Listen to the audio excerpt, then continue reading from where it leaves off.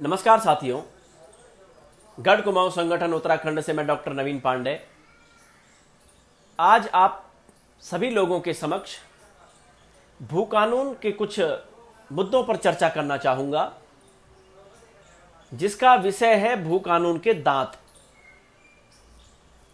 साथियों, बिना दांत के व्यक्ति को अगर गन्ना चूसने के लिए दे दिया जाए तो उसकी हालत शायद वैसी ही होगी जैसे कमजोर भू कानून के साथ किसी राज्य की होती है। मतलब राज्य के संसाधनों का आनंद लेने में स्वयं राज्य असमर्थ रहता है।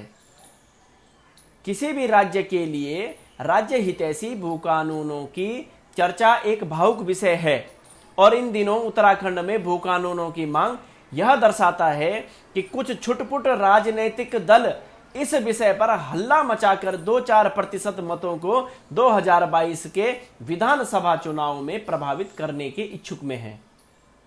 मीडिया, सोशल मीडिया, व्हाट्सएप, तमाम जो सोशल साइट हैं, सब पर भू कानून की मांग हो रही है, परंतु भू कानूनों के स्वरूप पर चर्चा नहीं हो रही है। मतलब दवाई तो मांगी जा रही है परंतु बीमारी नहीं बताई जा रही है। उत्तराखंड में भू कानून तो आज भी है और बिना भू कानून के राज्य की परिकल्पना भी नहीं की जा सकती है। उत्तराखंड राजस्व विभाग की वेबसाइट पर जाकर कानून और नियमों की जानकारी भी ली जा सकती है।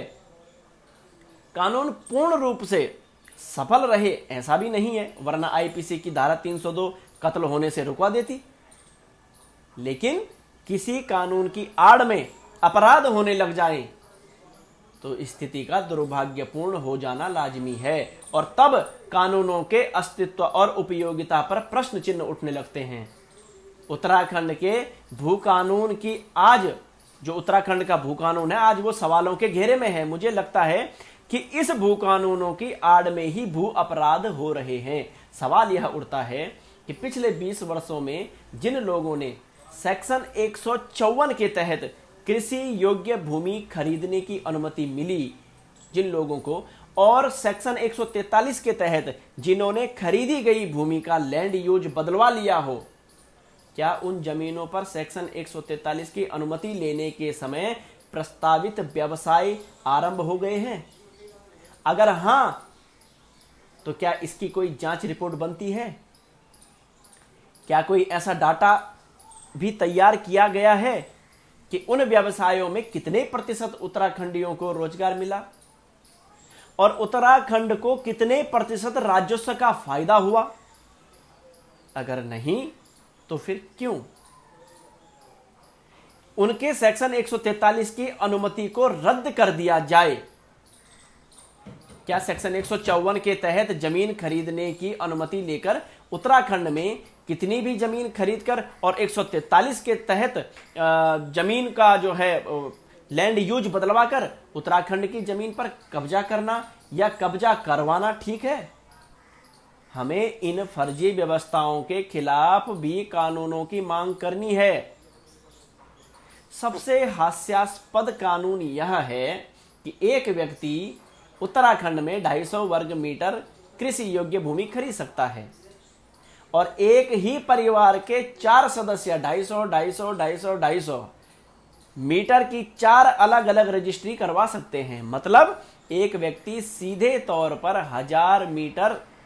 1000 वर्ग मीटर जमीन नहीं खरीद सकता, परंतु जुगाड़बाजी से 1000 वर्ग मीटर का मालिक बन सकता है। मतलब हम कानून भी बना रहे हैं और कानून की धज्जियां उड़ाने का मंत्र भी साथ साथ दे रहे हैं।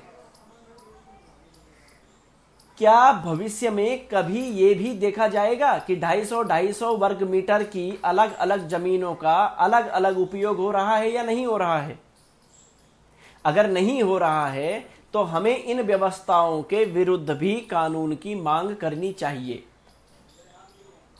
कई पढ़े लिखे हमारे मित्र शिकायत करते हैं और सवाल है कि अगर उत्तराखंड में किसी को जमीन नहीं खरीदने देंगे तो हम उत्तराखंड से जब बाहर जाएंगे तो हमें भी वहां जमीन खरीदने का अधिकार है या नहीं है? फिर हमें भी नहीं मिलना चाहिए। उन मित्रों को शायद बाहरी राज्यों के सख्त भू कानूनों के संदर्भ में संज्ञान कम है। मैं उन्हें चुनौती के साथ कहता हूं, आप दिल्ली एनसीआर नोएडा में 1 इंच कृषि योग्य जमीन खरीदकर उसका सेक्शन 143 के अंतर्गत लैंड यूज बदलवाकर दिखा दें, या कोई ऐसा उदाहरण प्रस्तुत कर दें जिन्होंने किसान से जमीन खरीदकर लैंड यूज बदलवा लिया हो। साहब, बाकी राज्यों की तो बात अलग है, यह उत्तराखंड ही है जिस पर यह कहावत सी ठीक बैठती है कि अंधेर नगरी चौपट राजा, टका शेर भाजी टका शेर खाजा। मौजूदा भू कानून के दांत घिस गए हैं या तोड़ दिए गए हैं। 154 और 143 की फाइलें डीएम से राजस्व उपनिरीक्षक और राजस्व उपनिरीक्षक से डीएम तक दौड़ती हैं, परंतु जिनको कोई काम नहीं करने हैं उनके काम बन जाते हैं, और जिन्होंने हकीकत में काम करना है उनके काम नहीं बनते हैं। अक्सर यह देखा गया है साथियों कि 143 करवाकर बाहरी व्यक्ति द्वारा लंबी चौड़ी जमीन खरीदकर उसमें बाग, बंगला, बंगलो, होटल, रेस्टोरेंट इत्यादि बना लिया जाता है। फिर उस संपत्ति की देखरेख करने के लिए बाबू, चौकीदार सब बाहर के होते हैं।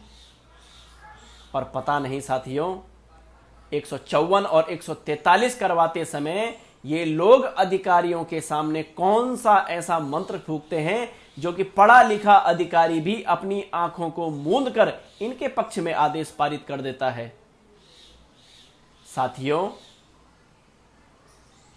इस विषय पर आप पढ़िए, जितनी जानकारी हो सकती है उतनी जानकारी जुटाइए और डट करके चुनौती के साथ जो है इनका मुकाबला करिए। हमें भू कानून तो चाहिए, लेकिन कैसा भू कानून चाहिए? साथियों, इस वीडियो को अधिक से अधिक शेयर करें, अधिक से अधिक फैलाएं, ताकि प्रशासन के पास यह वीडियो पहुंचे, उन अधिकारियों के पास यह वीडियो पहुंचे जिन अधिकारियों पर जनता विश्वास करती है, भरोसा करती है। जब नेता, मंत्री, संतरी अपनी हुकूमत चलाते हैं, तब एक गरीब जनता का एक ही सहारा होता है कि प्रशासन हमारी सुनेगा। लेकिन जब प्रशासन में बैठे ही व्यक्ति इस तरह के कार्य करेंगे तो साथियों फिर उत्तराखंड का भला कभी नहीं हो सकता है। धन्यवाद साथियों, नमस्कार।